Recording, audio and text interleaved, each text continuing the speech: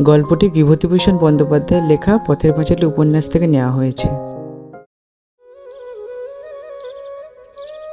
সেদিন তার দিদি চুপি চুপি বলে, চড়ুইভাতি করবি অপু?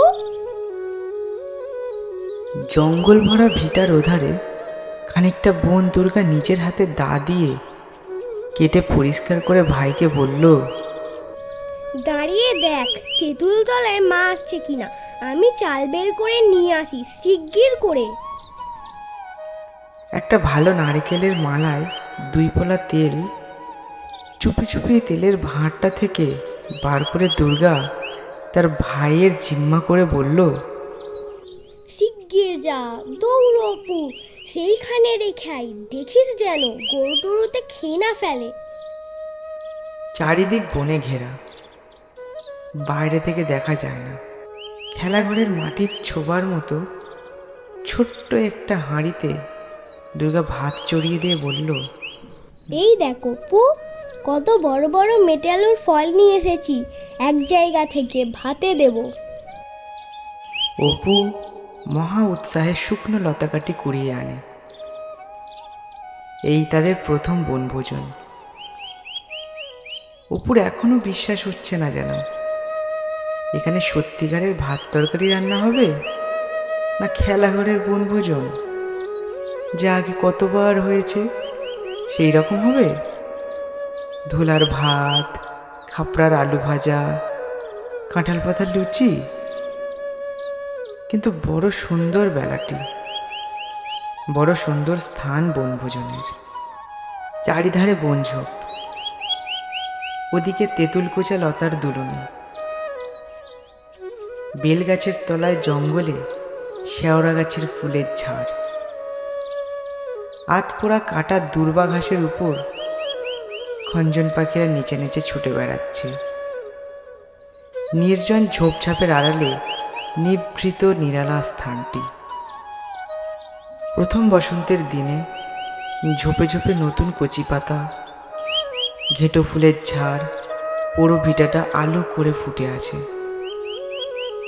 বাতাবি লেবু গাছটায় কয়েকদিন কুয়াশার ফুল অনেক ঝরে গেলেও সাদা সাদা ফুল উপরের ডালে চোখে পড়ে। চড়ুইভাতির মাঝামাঝি অপুদের বাড়ির উঠানে কার ডাক শোনা গেল। দুর্গা বলল, বিনের গলা যেন ডেকে নিয়ে আই তো অপু। একটু পরে অপুর পিছনে পিছনে দুর্গার সমবয়সী এটি কালো মেয়ে আসলো। একটু হেসে যেন কতটা সম্ভ্রমের সুরে বলল, কি হচ্ছে দুর্গা দিদি? দুর্গা বলল, আই না বিনি, চড়ুইভাতি করছি, বস। মেয়েটির পরনে আধা ময়লা শাড়ি, হাতে সরু সরু কাঁচের চুড়ি, একটু লম্বা গরম, মুখখানি নিতান্তই সাদাসিধে। তার বাপ যুগের বামন বলে সমাজের ব্যাপারে পাড়ায় তাদের নিমন্ত্রণ হয় না। গ্রামের একপাশে নিতান্তই সংকুচিতভাবে বাস করে। অবস্থাও ভালো নয়। বিনি দুর্গার 5 মাস খাটতে শুরু করলো। বেড়াতে এসে হঠাৎ সে যেন এক লাভজনক ব্যাপারের মধ্যে এসে পড়েছে। এখন এরা তাকে সে উৎসবের অংশীদার করবে কি না, এরূপ একটা দ্বিধা মিশ্রিত উল্লাসের ভাব তার কথাবার্তায় ভাবভঙ্গিতে প্রকাশ পেল। দুর্গা বলল, বিনি, আর দুটো শুকনো কাঠ দেখ তো, আগুনটা ভালো জ্বলছে না। বিনি তখনই কাঠ আনতে ছুটল। একটু পরে এক বোঝা শুকনো বেলের কাঠ এনে হাজির করে বলল, এতে হবে দুর্গা দিদি, না আরো আনবো? দুর্গা যখন বলল, বিনি এসেছে, ও তো এখানে খাবে, আর দুটো চাল নিয়ে আয় তো অপু।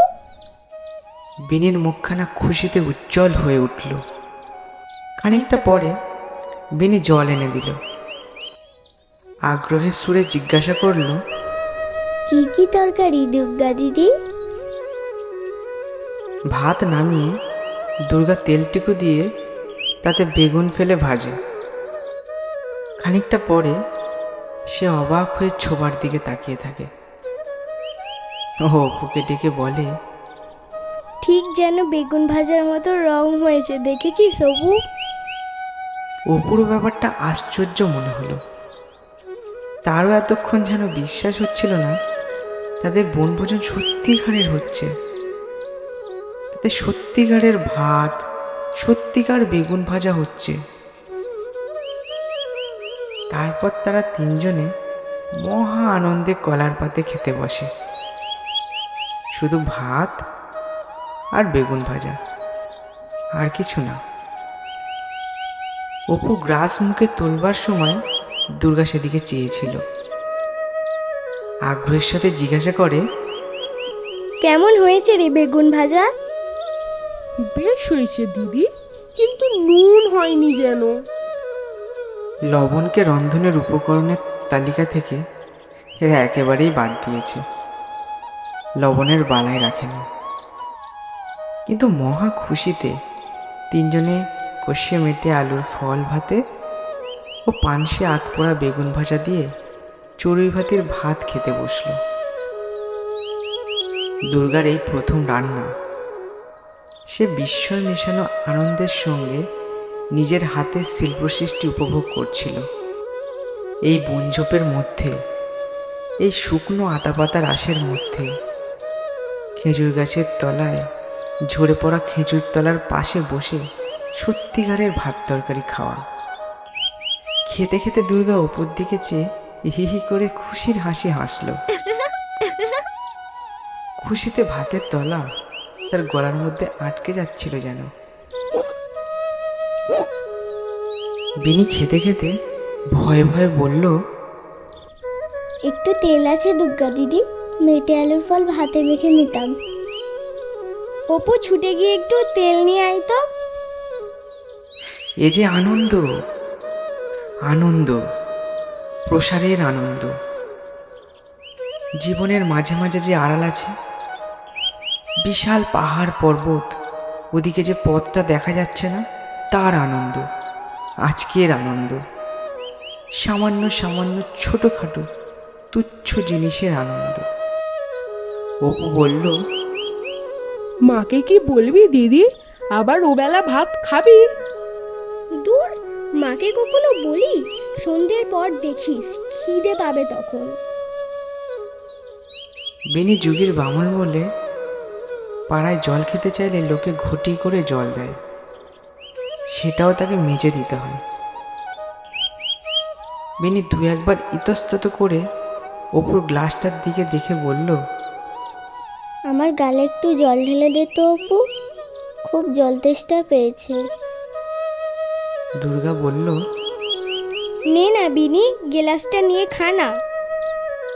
খাওয়া দাওয়া হলে দুর্গা বলল, হাঁড়িটা ফেলা হবে না কিন্তু, আবার আরেকদিন বনভোজন করব, কেমন তো? ওই কুল গাছটার ওপর টাঙিয়ে রেখে দেব। না রে দিদি, কেউ দেখতে পেলে নিয়ে যাবে। একটা ভাঙা পাঁচিলের ঘুলঘুলির মধ্যে ছোপাটা দুর্গা রেখে দিল।